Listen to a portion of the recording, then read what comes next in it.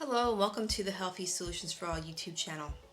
I'm Michelle Tonkin, MD. In today's episode, we're talking about environmental allergies. So stay tuned.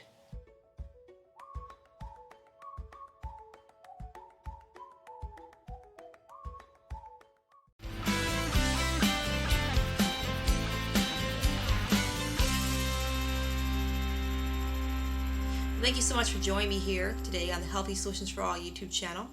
Today we're talking about environmental allergies. So what are environmental allergies? Well, allergies affect a lot of people, and allergies can range from like pet dander to environmental things like pollen, things in the air, to mold, mildew, even chemical sensitivities to things like perfume, laundry detergent, new carpets, new smells, formaldehydes, things like that. So what kind of symptoms can we expect from allergies and environmental allergies?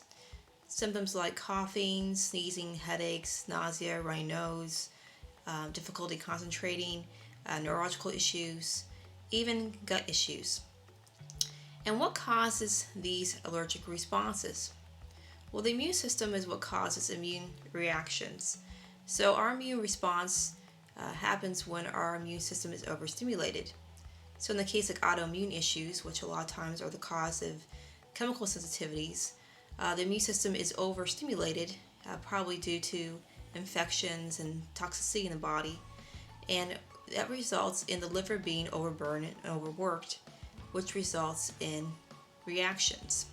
This can also happen when someone has a lot of toxicity in the body from environmental issues like pollution. Maybe they have heavy metals in their system, or maybe they have a lot of gut issues. Remember, the immune system, there's 80% of the immunity of the body in the gut. So if your gut has an issue of leaky gut syndrome, or you have issues of absorption, a lot of times that can go into immune issues, and people can have issues like allergies as a result. So autoimmune issues are also another cause of multiple chemical sensitivity. I myself have dealt with multiple chemical sensitivity as I had Lyme disease. And when you have certain issues like autoimmune, it affects your immune system, so you are a tendency to overreact to things. And sometimes people can overreact to things like new carpet smells, or they have the volatile compounds in them, or paint, or even perfumes and things like that, and cause issues from neurological issues like brain fog and lightheadedness to even gut issues. And so now we're talking about how we help the body to alleviate these issues with chemical sensitivities and allergies in general. First off, you want to look at cleansing the body. A lot of times, again, people with allergies, the body has toxicity issues. And so when you have a lot of toxins in the body, the liver, which filters a lot of things like our blood, what things we take in, and toxicity, if there's too many toxins in the body, the liver gets overburdened or overworked, and then allergies can result. So we want to start cleansing the body. That's the first thing. We can use cleansing like doing colon cleansing periodically, things like magnesium oxide or natural gentle cleansers if needed. There's all sorts of cleansers on the market. You can also do something called Cleanse for Life, which I personally use a few times a week. Natural herbs in there to help cleanse the body at the cell level. You can also do things like changing your diet to help naturally cleanse your body to a more whole foods-based diet. And you can also do things like, of course, drinking more water and also supplementation. So now we're going to talk about doing things to help supplement your body with things that will help with the immune system. Remember, the immune system is what a lot of times is what causing these allergic responses. So we can do things like colostrum. Colostrum we talked about a few times in the past in different videos. It's basically mother's first milk from a cow source or bovine.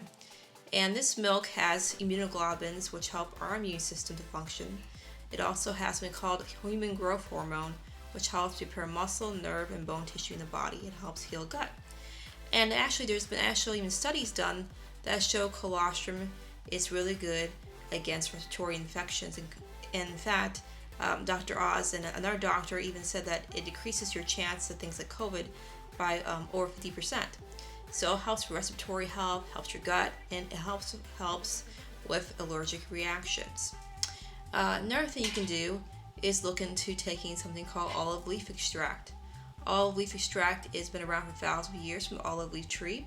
It's a natural antiviral, antibacterial, antifungal, and antiparasitic, and anti-inflammatory.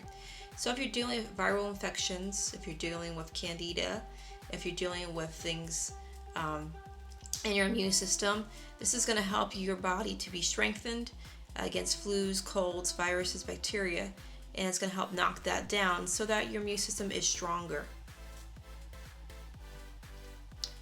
You can also do other antimicrobials to assist your body, and I'll just put a few on the screen here, some that I use or recommend to clients depending on the condition they have.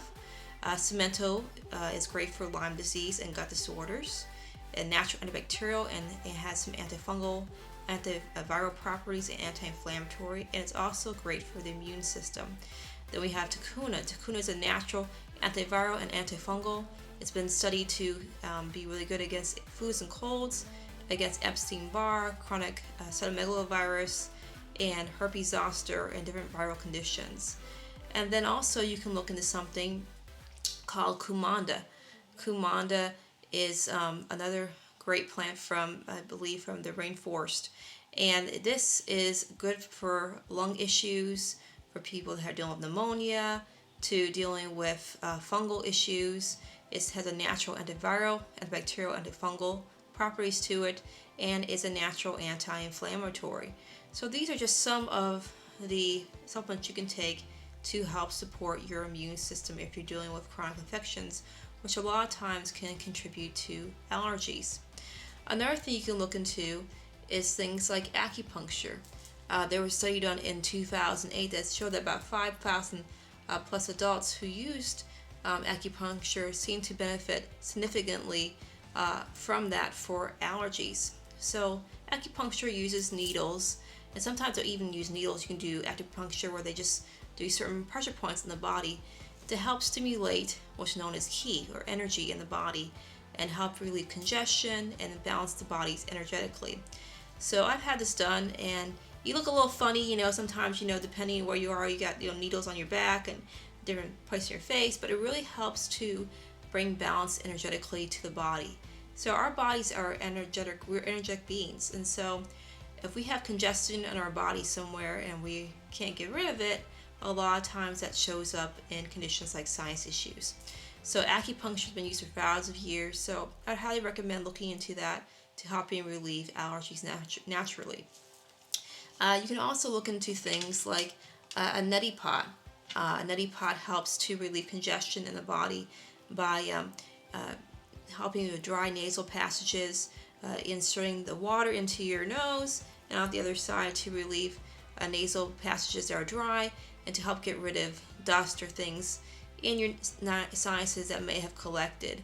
Just be careful that when you use that, you make sure it's clean and the water you use is clean as well.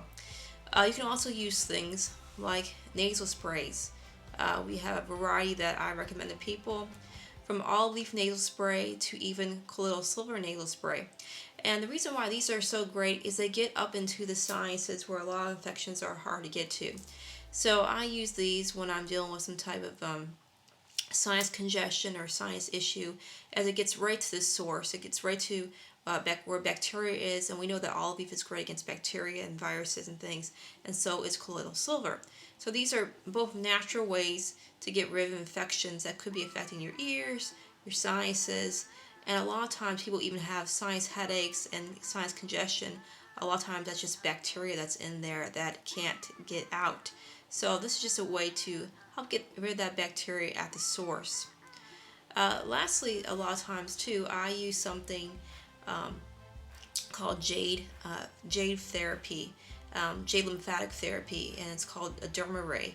So some people carry this in their offices if they are a naturopath or a chiropractor, or maybe a massage therapist, or someone that does lymphatic drainage, and it actually helps to relieve the lymphatic congestion by getting to areas that are congested by using ozone and ultraviolet light. So it helps break up congestion in these areas, and it emits the ozone ultraviolet light, which actually kills bacteria and viruses in the body. It goes down through your skin and actually emits that, and your body absorbs that and starts killing off these microorganisms that are responsible for congestion.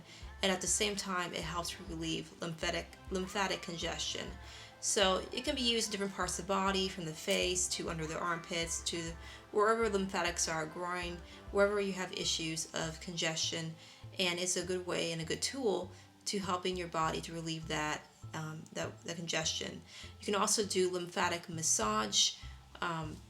Different practitioners do this. You need to find someone who's experienced in this, who knows what they're doing, as if they don't do it correctly, it can actually cause more issues of congestion. So you need to make sure you have someone who knows what they're doing for lymphatic massage. You can also do something called reflexology, which is similar in principle to acupuncture. Again, helping to massage certain points to bring energy to those areas, helping the body not be congested in those energy areas, relieving pain, inflammation. So again, these are all tips that you can use to help your body with promoting health and relieving allergies, whether it be seasonal allergies or maybe environmental. Another thing you want to look into if you're dealing with environmental allergies is making sure about your environment. A lot of times people have what's known as sick building syndrome.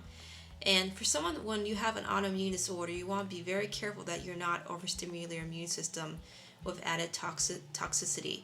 So what we've done whenever we've gotten a new house is we actually have a company called Come OxyClean to clean the carpets, or we would clean them ourselves, because a lot of times with new carpets, they put formaldehyde on them to preserve them. Well, formaldehyde is very toxic.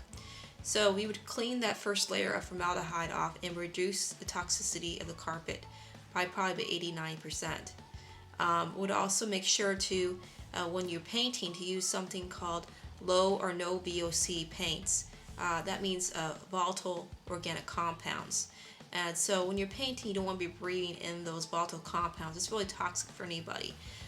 That's why people get the painter's high thing. But you don't want that. It's very harmful for the body. And a lot of times when people are dealing with chemical issues, you want to make sure that you're reducing that amount as much as possible. So they're very competitive nowadays. You can get a lot of different varieties of paint that have low VOC or no VOC.